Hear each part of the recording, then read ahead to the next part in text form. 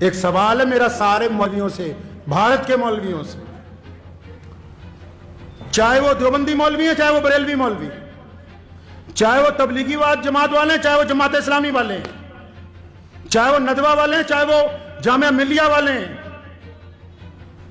جتنے بڑے بڑے دانشور مسلمان بنے پھرتے ہیں، ان سب سے سوال ہے کہ یہ جو اب عام شادیاں مسلمانوں کی ہوتی ہیں جن میں تم ڈی جے لگا کے ڈھول بجا کے اور وہاں رقص و سرور کی محفلیں منعقد کی جاتی ہیں، اور آپ جیسے بڑے مسلمانوں کے چودھری جن لوگوں نے وقت بھی لگایا، جو اپنے آپ کو خواجہ اجمیری کے سجادہ نشین بھی کہتے ہیں، جو اپنے آپ کو اہل سنت والجماعت کے جانشین کہتے ہیں، جو اپنے آپ کو علماء دیوبند کے وارث کہتے ہیں، اکثر دیکھنے کو ملتا ہے کہ جتنی غیر شرعی شادیاں یہ اپنی داڑیاں لے کے وہاں صوفوں پر بیٹھ کے آرام سے مرغا بریانی کھاتے ہیں۔ کیا تمہاری غیرت تمہیں ایک دفعہ نہیں چنجوڑتی کہ رسول اللہ کے حکموں کی کھلی خلاف ورزی ہو رہی؟ کیا تمہارے دل میں ذرا برابر کی شرم نہیں؟ ذرا برابر غیرت نہیں آتی تمہیں؟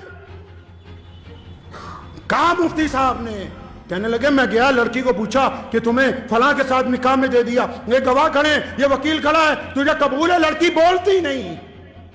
فرمایا 3 دفعہ پوچھا، لڑکی بولتی نہیں، تو سارے مفتی مل کے کیا کہتے ہیں کہ اگر بولتی نہیں ہے تو اس کا مطلب رضامند ہے، دستخط کراؤ نکاح ہو گیا۔ کیا ہے جی؟ رضامند ہے۔ شریعت نے کہا کہ اگر وہ شرم کی وجہ سے نہیں بولتی تو رضامند ہے، اور اگر رضامند نہ ہوتی تو بغاوت کرتی۔ تو میں ان سے پوچھتا ہوں، تمام لوگوں سے، سارے دینداروں سے، کہ تم جن مجلسوں میں اب جا کے بیٹھتے ہو جہاں گانے چل رہے ہیں، سامنے ڈی جے لگا ہوا ہے، ڈھول بجا کے بارات آ رہی ہے، تمہارے چہرے پہ ناگواری بھی نہیں ہے، تو اس کا مطلب تم رضامند ہو ان کے ساتھ۔ اور اگر تم ان کے ساتھ رضامند ہو تو اللہ اور اس کے رسول کی رضامندی تمہارے ساتھ نہیں آ سکتی۔ اگر غیرت مند ہو تو اگر روک نہیں سکتے، فرمایا ایمان کے 3 درجے، تو اپنے دل میں برا مانو، تمہارے چہرے پہ تو ذرہ برابر بھی شرمندگی کا احساس نہیں کہ ڈھول بجا کے بارات آ رہی ہے، تم اس مجلس کو چھوڑنے کے لیے تیار نہیں۔ ان چودھریوں کی وجہ سے کہ یہ چندہ نہیں دیں گے، کیا ان کے پل پر مسجدیں اور مدرسے چل رہے ہیں؟ جو گنڈا کرتی اسلام کے نام پر شادیوں میں کرتے ہو، تم ان سے ڈرتے ہو؟ رزق کا وعدہ اللہ نے کیا ہے، انہوں نے نہیں کر رکھا۔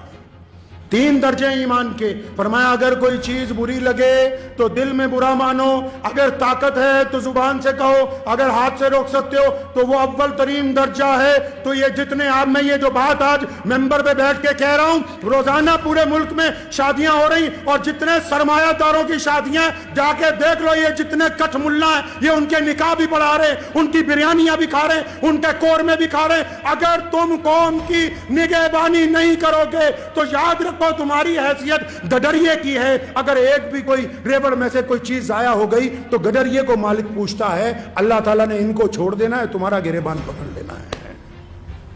کوئی ضرورت نہیں ایسا نکاح پڑھانے کی جہاں ڈھول بجتے ہوں، کوئی ضرورت نہیں ایسے شادی کے اندر جانے کی جنہوں نے ڈی جے لگا کے رکھے ہوں، جو ناچ کے ڈھول بجا کے آ رہے ہوں، ان کے ساتھ شہر کا قاضی چل رہا ہو۔ شرم کے ڈوب مرنے کا مقام ہے ان لوگوں کے لیے۔ اتنی بھی غیرت زندہ نہیں رہی، اتنی بھی شرم و حیا زندہ نہیں رہی۔ کس بات کی دولت ہے یہ یاد رکھو، دین محمد الرسول اللہ کا ہے۔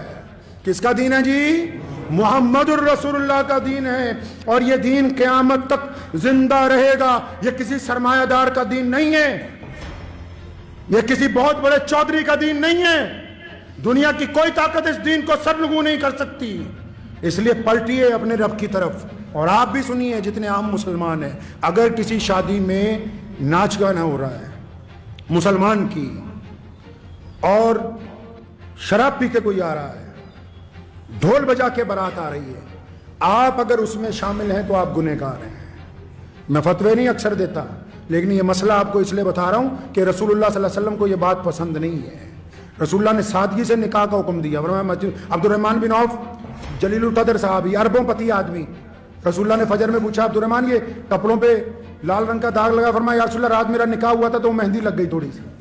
کچھ نہیں کہا رسول اللہ نے کہ ہمیں نہیں بلایا، فلاں کو نہیں بلایا، تو رسموں میں پڑ گئے جی فلانے بھائی کو لے آؤ، فلانے چاچے کو لے آؤ، ماسڑ کو لے آؤ، یہ لے آؤ وہ لے آؤ۔ اور یہ جو چھپ چھپ کے تمہاری اولادیں زنا کر رہی ہیں، کبھی ان کی طرف بھی دیکھو، ان کی طرف بھی دیکھو۔ خدا کے واسطے ان تمام رسموں کو چھوڑ دیجئے، اور اس جذبے کے ساتھ چھوڑنا کہ ہم مسلمان ہیں، انشاءاللہ تعالیٰ ہم اس غلط کام میں ساتھ نہیں دیں گے، کریں گے جی انشاءاللہ۔